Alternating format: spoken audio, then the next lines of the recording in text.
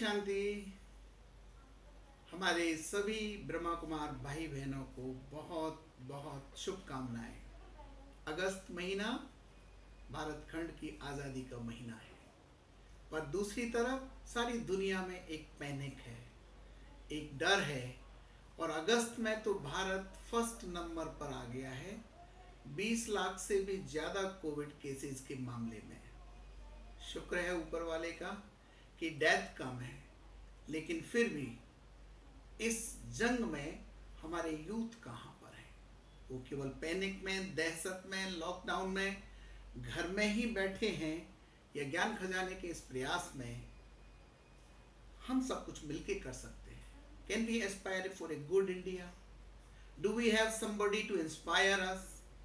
Can we take some affirmations to take our country to Heights?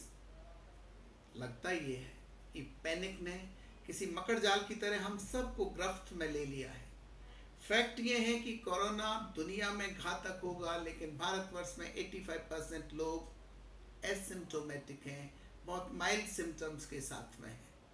केवल 15% लोग ऐसे होते हैं जिनको उपचार की आवश्यकता है। उनमें से भी 10% ऐसे लोग हैं जो फर्स्ट एड जैसे उपचार से, होम क्वारंटाइन से ही ठीक हो गए। Death rate 1%।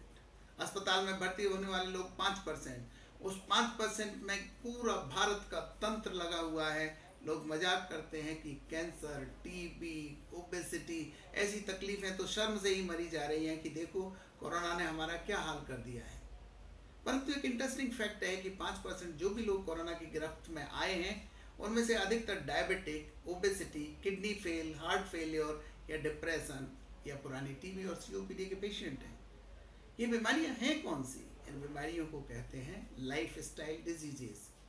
डिप्रेशन जब मात्रा से अधिक बढ़ता है, डिप्रेशन जब रोज होने लगता है, दिन में 5 बार होने लगता है, तो कभी कभी व्यक्ति पैनिक में चला जाता है। और पैनिक की जो कॉन्शियसनेस होती है वो व्यक्ति को टिकने नहीं देती, स्थिर बुद्धि नहीं बनने देती।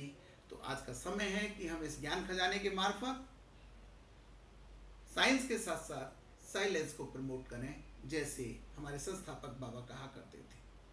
हम इस पीस को अपने कर्माज में लाएं, हम हर यूथ तक एक बात पहुंचाएं। कोशिश कर, हल निकलेगा, आज नहीं तो कल निकलेगा। कोरोना ने मेरे बेटे जो डॉक्टर हैं, इंग्लैंड से आए, उनको भी गिरफ्त में लिया और मुझे भी लिया। 17 दिन के कंप्लीट आइसोलेशन ने मेरा 2 बार कोर्स रिपीट करवाया।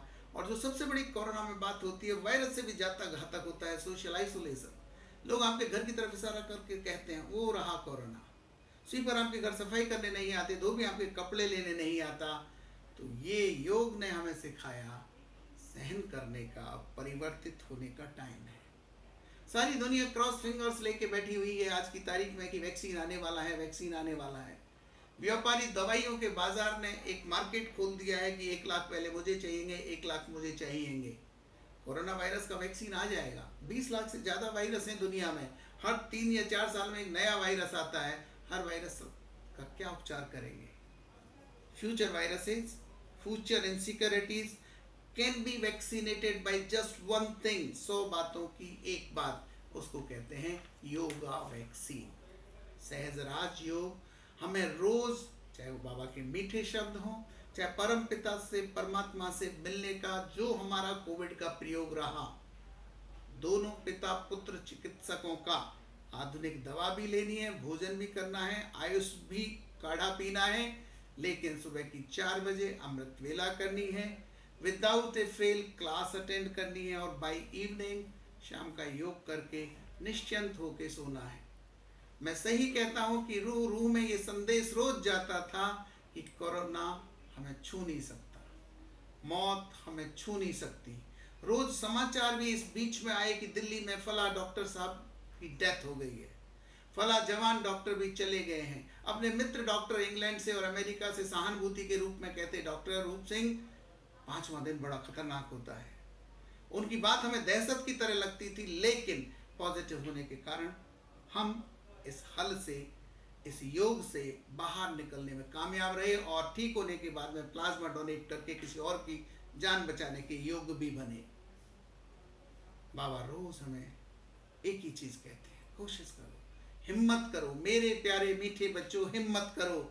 जब बॉलीवुड के महान कलाकार, जिनको हम हीरो और हीरोइन कहते हैं, जिनके लिए कुछ भी कार्य छोड़कर उनकी पिक्चर देखने जाते हैं बहुत सारे युवा, जब वो इस कोविड के कारण आत्महत्या करने लगे, जब वो क्षणिक से इस जीवन के युद्ध में पराजित होकर अपने प्राण छोड़ने लगे, तो अपने अंतर से यही बात निकलती है कि कोशिश करो, फल निकलेगा, आज नहीं तो कल निकलेगा।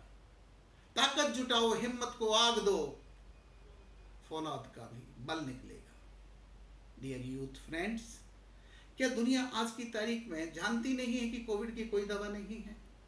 क्या दुनिया जानती नहीं है कि रामबाण कोई दवा नहीं है? उसके बावजूद भारत की जड़ी बूटियां, भारत का काली मिर्च, भारत का आयुष का काढ़ा, भारत की हल्दी, भारत का नमक, भारत की अदरक, यहाँ तक कि यहाँ के छोटे छोटे मसालों की इतनी इज्जत हो गई है कि लंदन में एक छोटी सी दुकान बायोटेक की बड़ी बेहतरीन चल रही है। डिजिटल में बिजनेस में जितने भी यूथ हैं, उन्होंने 20 गुना ज़्यादा मुनाफा कमाया है। तो मैं कहूँगा कि हमारे डीके भाई बहन जिस सहज राजयोग को पूरी दुनिया में, विश्व में साइंस की तरह सिखा रहे हैं, ये एक अपने आप में हीलिंग पावर बन गई है। कम से कम मेरा तो अनुभव ये है कि एलोपैथी की दवाओं के साथ साथ अगर आयुष, अगर सहज राजयोग की ये हिम्मत हम में नहीं होती तो हम इस युद्ध में कामयाब नहीं होते।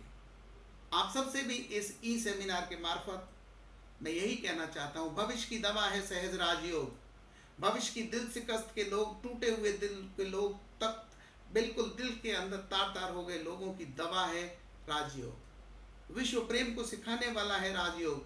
तो आज का यूथ जहाँ तक डेटा में जितना मशगूल है, उतना ही दाता की बात में भी रुचि रखना चाहिए। जितना वो दुनिया को बदलना चाहता है, उससे डबल रुचि स्वयं को परिवर्तित करने में होनी चाहिए। सभी भाई बहनों को अंत में एक ही बात कहूँगा कि कुछ करना है तो डट कर चल, थोड़ा दुनिया से हट कर चल, सोच मत साकार कर, अपने कर्मों से प्यार कर। बाबा हमें यही सिखाते हैं। मैं अगर एक चिकित्सक हूँ, अपने कर्म को शांति से करूँ, पैनिक में नहीं आऊँ। मैं अगर एक डॉक्टर हूँ, मैं एक अगर इंजीनियर हूँ, तो अपने कर्मों से प्यार करते हुए, रोज सुख से जीते हुए उस कर्म को पूरा करूँ। मैं अगर एक प्रोफेसर हूँ, तो मैं अपने कर्म से प्यार करते हुए दूसरों को यही शेयरिंग और केयरिंग सिखाता चलूँ। इंटरनेशनल यूथ डे पर आपको बहुत बहुत शुभकामनाएं।